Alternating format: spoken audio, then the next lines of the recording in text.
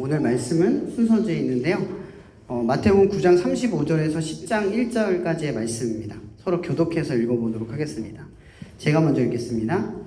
예수께서 모든 도시와 마을에 두루 다니사 그들의 회당에서 가르치시며 천국 복음을 전파하시며 모든 병과 모든 약한 것을 고치시니라.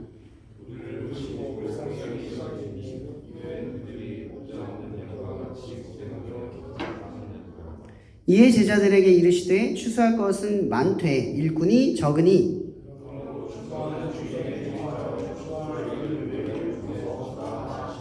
다 함께 읽겠습니다. 예수께서 그의 12제자를 부르사 더러운 귀신을 쫓아내며 모든 병과 모든 약한 것을 고치는 권능을 주시니라. 아멘. 네, 오늘 말씀의 제목은요, 제자라는 주제로 전하려고 하는데, 사실 오늘 말씀부터 사실 그 다음 10장 그리고 11장까지는 계속 그 예수님의 제자의 이야기로 계속 나옵니다. 이야기 자체가. 그리고 제가 특별히 알아낸 발견된 사실이 뭐였냐면, 이 마태복음은 제자로 시작해서 제자로 끝나는 이야기입니다. 그래서 마태복음 마지막 28장 끝에서는 모든 민족을 제자로 삼고라는 주제로 끝나요. 이게 대사명이죠. 예수님께서 우리에게 이 땅의 사명을 맡기시면서 이 마태복음의 이야기의 대단원이 막을 내려요. 그래서 이 마태복음의 가장 주된 핵심이 뭐냐라고 꼽을 수 있다면 그건 바로 제자입니다. 제자. 요즘은 이 스승과 제자라는 의미가 많이 쇠퇴된 것 같아요. 정말 스승과 제자라 함은 제자는 스승과의 관계와 묶여 있고 그 스승의 삶과 스승의 가치관이 제자에게 그대로 옮겨져 있는 것이 스승과 제자의 참된 관계거든요.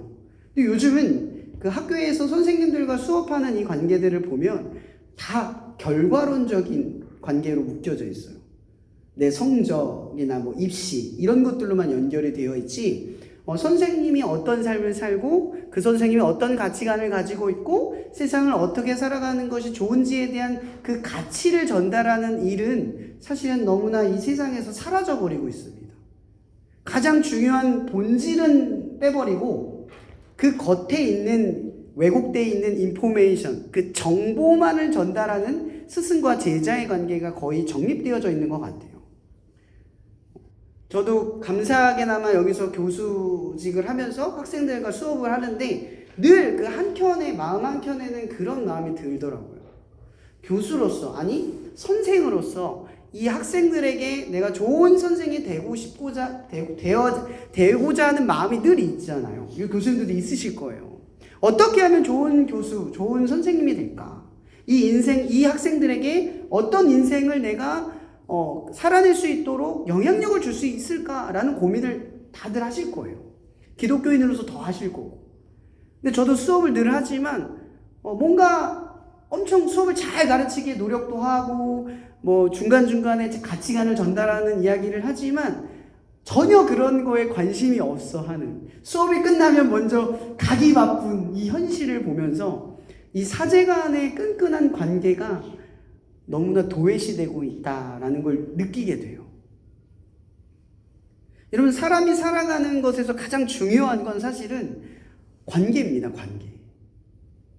학생들이 보통 어떤 수업을 이제 과목마다 있잖아요. 중고등학교 때 과목 공부를 하면 제일 좋아하는 과목은 보통 제일 좋아하는 선생님이 있어요.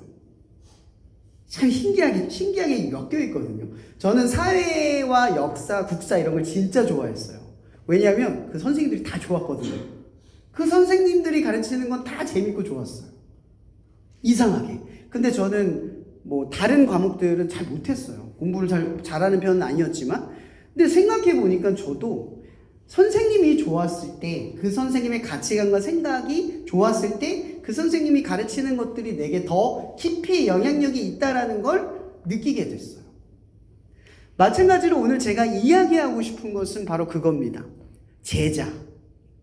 예수님께서 제자들을 부르십니다. 그리고 제자들을 세우십니다. 그리고 그 제자들은 예수님을 쫓습니다.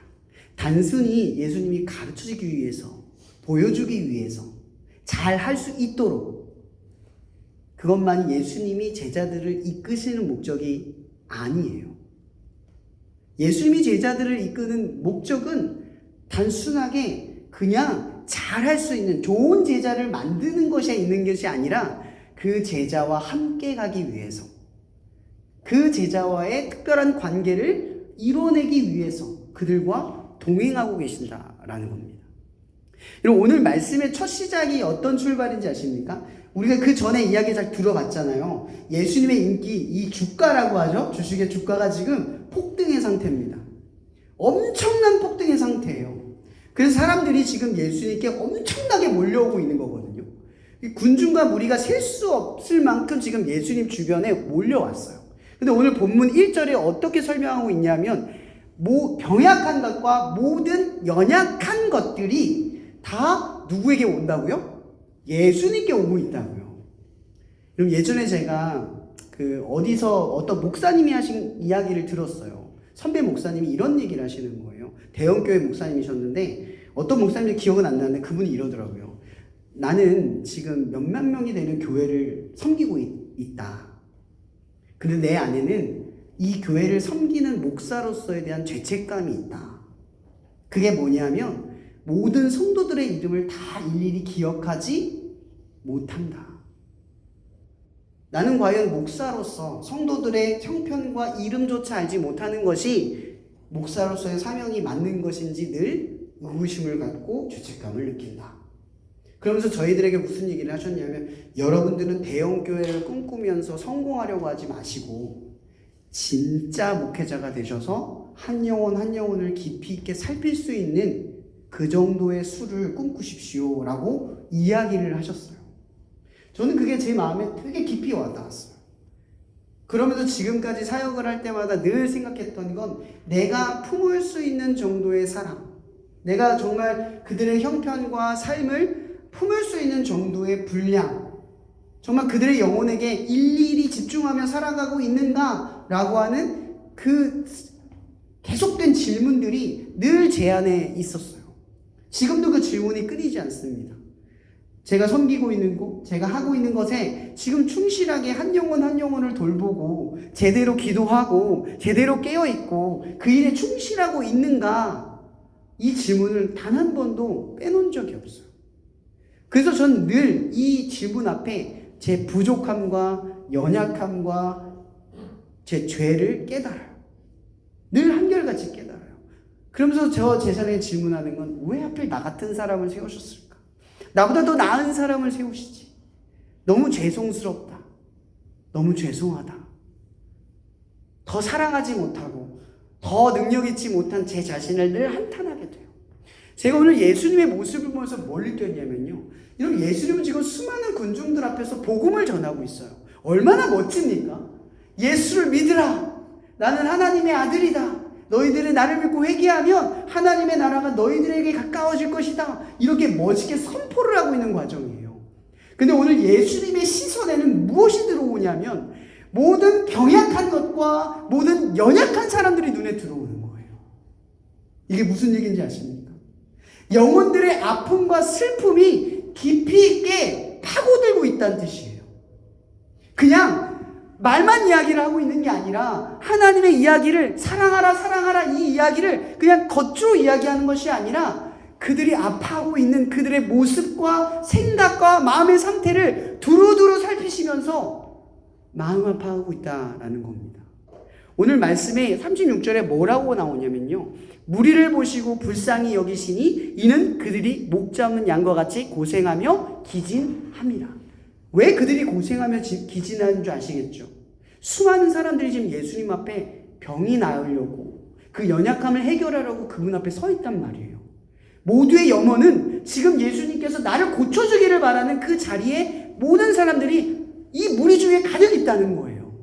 근데 지금 예수님은 일일이 그들에게 다가가고 싶지만 몸이 하나이기 때문에 현실적인 문제 앞에 부딪혀서 그들을 일일이 마주하지 못하는 현실적 아픔을 겪고 있었다라는 겁니다. 여러분, 저는 예수님의 이런 이 시선과 감정이 너무 놀랍게 느껴졌어요. 나는 그런가? 목자로서 나는 그런가? 일일이 다 챙기지 못하고 그들을 슬픔과 아픔 가운데에서 홀로 내버려둔 그 상황들을 늘 죄책감 있게 바라보는 목자처럼 내 스스로가 정말 목자이기를 바라고 있는가? 라는 질문 앞에 고민하게 되는 거예요. 제가 이 말씀을 준비를 하는데 준비를 하면 할수록 제가 너무나 부끄럽고 창피하게만 느껴지는 거예요. 그들의 아픔과 슬픔을 내가 보다듬고 돌봐줘야 하는데 그러지 않고 있음에도 불구하고 아무런 생각조차 할 수 없는 바쁘고 분주한 상황 가운데 놓여져 있는 그저 복음을 전하는 일에만 국한되어 있는 제 자신의 현실을 바라보게 되더라고요. 여러분, 제가 첫 번째 제자로서의 가장 중요한 덕목을 말하자면 이것부터 이야기하고 싶습니다.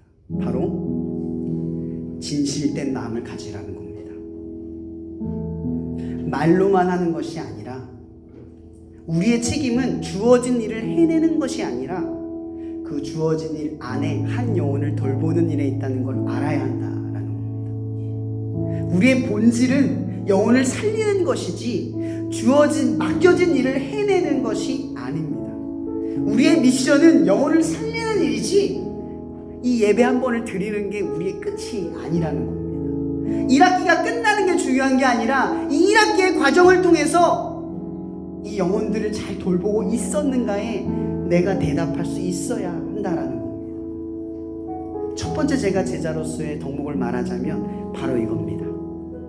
긍휼함이 동력이 돼야 됩니다. 내가 다 나아가지 못하는 학생들, 내 동역자들, 내가 돌보아야 할 양들을 보면서 아파할 수 있어야 한다라는 겁니다. 이게 우리의 동력입니다. 그들에게 나아가는 우리의 가장 큰 동력은 예수님이 병약하고 연약한 사람들에게 불쌍히 여겼다. 내 창자가 끊어질 것 같은 고통 속에서 그들의 심정을 고스란히 느끼며 바라보고 계셨다. 라는 그 심정을 가져야 한다라는 겁니다. 두 번째 이야기하고 싶은 건요, 바로 연약함으로 부르심을 받아야 한다는 겁니다.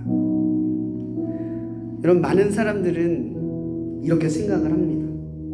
제자 정도로 부르심을 받으려면 어느 정도의 자격과 조건이 있어야 하지 않을까? 저는 사역을 오래 하지는 않았지만 사역을 하면서 내내 느끼는 것이 있습니다. 제가 잘한다라고 느끼는 친구들은 잘하지 못하는 데가 있고요. 쟤는 못한다 라고 느꼈는데 어느 순간 그 친구가 내 생각의 범주를 넘어서 잘할 때가 있었어요. 제가 이런 차이를 느끼면서 뭘 느꼈냐면 하나님의 일은 내가 짐작하는 것이 아니라 그냥 섬기는 것밖에 없구나라는 걸 깨달았어요. 사람은 예측할 수가 없더라고요. 어떻게 바뀔지 아무도 몰라요. 지금 보이는 그 사람이 그 모습이 전부가 아닐 수도 있다는 거예요. 어떻게 바뀔지는 몰라요. 그런데 우리의 순간을 바라보자고요. 우리가 언제 부르심을 받았냐면 연약할 때 부르심을 받았어요. 저 못해요 하나님, 저 안 돼요 하나님, 이럴 때 하나님이 우리를 불렀어요. 여러분, 사도 바울은 자기의 사역을 하면서 우리는 알지 못하지만 어떤 가시를 제거해달라고 하나님께 기도했어요. 근데 그 기도가 자기가 힘들어서 기도했을까요? 이러면서 바울은 그 당시에 하나님께 기도하는 모든 기도의 제목이 자기에게 좋아하는 점이 있지 않았어요. 다 하나님의 일에 도움이 되는가 되지 않는가가 가장 큰 관점이었죠. 그의 가시는 아마도 하나님의 복음을 전하는 일에 방해가 되거나 모순이 될까봐 두려웠던 거예요. 그래서 그걸 제거해 주시면 내가 하나님의 일을 더 잘할 수 있을 것 같아요 라고 구한 거죠. 근데 하나님 뭐라고 말합니까? 그게 족하다, 충분하다, 내가 너를 충분하게 불렀다 이 뜻이에요. 그 가시가 아무런 문제가 되지 않는다는 거죠. 너의 부족함, 너의 연약함이 나의 부르심의 이유였다, 이 얘기를 해요. 가끔 제 제자들 중에 목회라는 친구들이 물어요. 목사님, 저 잘하고 있는 거 맞나요? 제가 부르심 받는 게 맞을까요? 너무 힘들어요. 포기하고 싶어요. 지금 벌써 이제 신학생 돼서 목회 한 수를 남기고 있는 친구가 많습니다. 제 제자들 중에. 제가 그 친구들한테 이런 얘기를 많이 해줘요. 저도 잘나지도 않았습니다. 제 잘난 걸 이야기하려는 게 아니라 저도 잘나지 않았지만 알게 된 게 있었어요. 그게 뭐였냐면, 잘하는 사람은 못하면 못 버팁니다. 그래서 사역은 잘하는 사람이 못해요. 근데 어떤 사람이 잘하냐면 못하는 사람이 견디는 걸 잘합니다. 그래서 견디는 사람은 결국 잘하게 됩니다. 이게 사역, 이게 제자가 되어가는 핵심이에요. 우리는 잘하려고만 하잖아요. 능력이 있어야 한다고만 생각하잖아요. 근데 중요한 건 잘하는 것도 능력이 있는 것도 아닙니다. 그저 버티는 겁니다. 저도 이 캠퍼스 사역을 지금까지 이어왔는데, 재작년만 해도 정말 엘림이 끝날 것 같은 위기가 계속 들었어요. 1명, 2명, 늘지도 않고 기도밖에 안 나오는 거예요. 애들 시간도 안 되고. 그래서 저는 굉장히 무거운 마음을 가지고 한 2년 전부터 2년을 버텼던 것 같아요. 저는 그때 무슨 생각만 했냐면, 이유가 있겠지. 지금 내가 할 수 있는 게 없잖아. 그럼 뭐만 해야 돼? 난 능력도 없고 어떻게 할 수도 없어. 버텨야지 뭐. 한번 끝까지 가보자. 그래서 오늘이 왔어요. 이 이야기를 맞이했다고. 이 이야기가 또 언제 또 못하게 될지 모르거든요. 저는 늘 못해왔던 사람이기 때문에 버티면 된다는 걸 깨달아요. 여러분, 사역은 이런 겁니다. 제자가 되어가는 과정이 이런 겁니다. 부족함은 전혀 문제가 되지 않아요. 하나님은 연약함을 부르시는 거예요. 그리고 우리가 한번 생각해 보죠. 우리가 가장 은혜로웠던 순간은 우리가 가장 연약했던 순간이에요. 가장 잘했을 땐 우리는 하나님 쳐다보지 않아요. 하나님께 아무런 영광이 되지 않아요. 근데 우리는 항상 가장 연약할 때 하나님의 가장 큰 영광이 돼요. 여러분, 바울은요, 복음을 전할 때마다 자기의 허물을 이야기해요. 그게 뭡니까? 나는 너희들을 죽였던 사람이야. 너희를 포박하고 붙잡아갔어. 심지어 자기 자신에 대해서 뭐라고 말하는 줄 아십니까? 그 죄책감을 덜어내지 못했기 때문에 이렇게 말합니다. 나는 죄인 중에 괴수다. 왠 줄 아세요? 그리스도인들을 죽인 사람이거든요. 포박했던 사람이거든요. 정말 괴수 같은 인생을 살았던 사람이거든요. 근데 그런 괴수를 하나님이 불렀어요. 그러니까 너도 하나님이 부른다라는 게 와닿는 거예요. 그래서 우리의 연약함은 사실은 사역의 가장 큰 수단이 돼요. 여러분, 연약함 때문에 물러서지 마세요. 하나님은 연약함을 통해서 일하실 거예요. 그리고 다음으로 이야기하고 싶은 건요, 부족함에도 불구하고 기꺼이 나아갈 수 있는가? 부족함에도. 가끔 저도 사역을 하기 때문에 부족한데도 불구하고 부탁할 때가 있어요. 엘림 찬양단을 이렇게 하면요, 여기 다 악기 잘하는 친구들 아니거든요. 사실은 서령이도 많이 부담 느낍니다. 그게 다 부담 느껴요. 근데 누구도 그 자리를 대체할 수 없기 때문에 그럼 제가 해볼게요 이래요. 그러다가 지금까지 온 거거든요. 근데 하나님의 역사는 어떻게 지켜지며 어떻게 이루어져 가냐면, 부족한 사람들이 그 필요에 순종할 줄 알 때 공동체가 세워져 가는 거예요. 이게 하나님이 이루시는 역사입니다.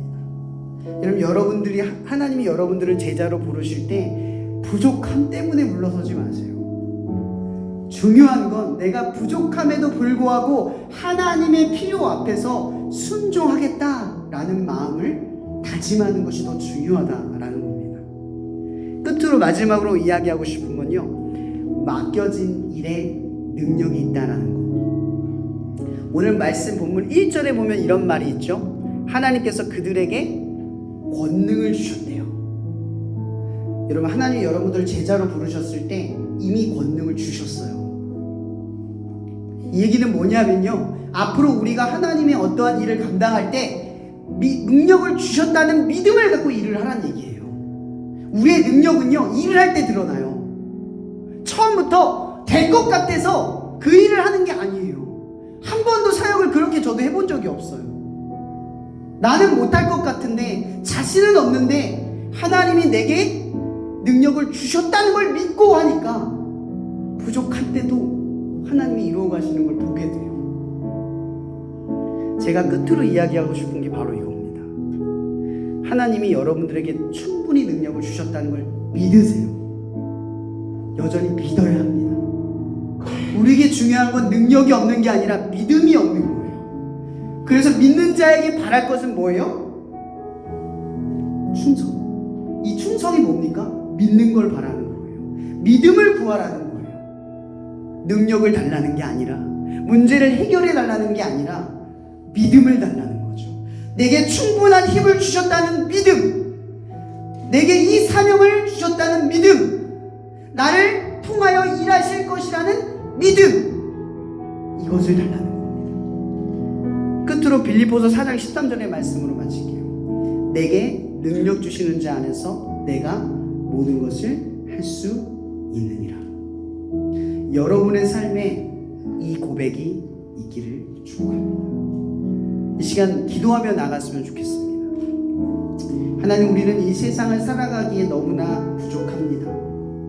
하나님, 우리는 이 세상 속에서 복음을 전하며 하나님의 영광을 드러내기에 너무나 연약합니다.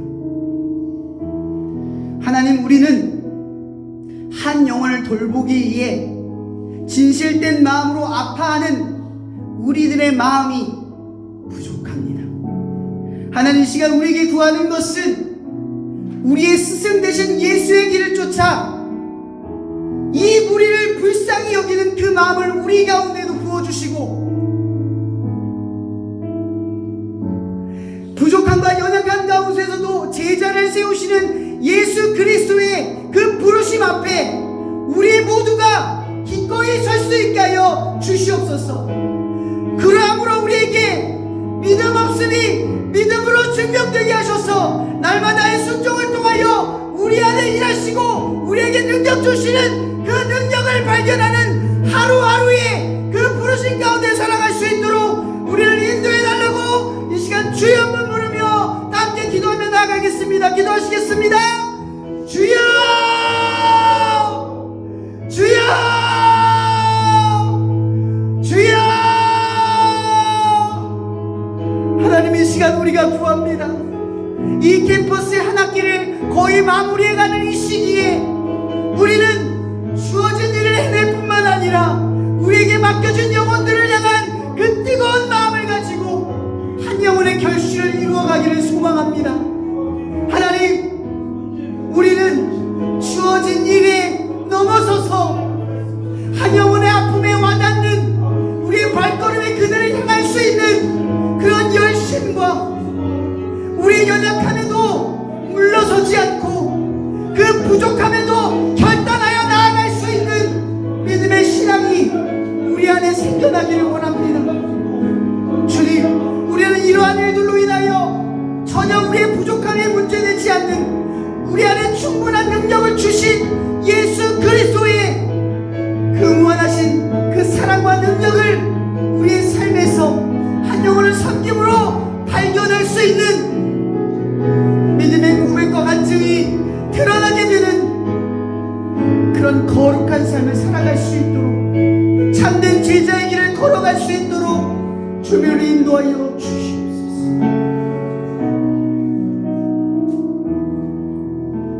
이 시간 우리를 위해 앞서 걸어가신 그리스도의 은혜가 날마다 이 군중과 무리 속에 병약하고 연약한 자들을 향해 불쌍한 마음을 우리 가운데 부어주시는 그 하나님의 사랑이 성령의 교통의 역사하심 속에서 일깨워지고 깨달아지고 낮아지고 겸손함을 통하여 한 영혼에 나아가는 우리들의 참되고 진실된 제자의 길을 걸어갈 수 있는 그 역사가 일어나기를, 또한 그 길을 통하여 우리의 믿음이 더욱 자라나기를 예수님의 이름으로 축복하며 기도합니다.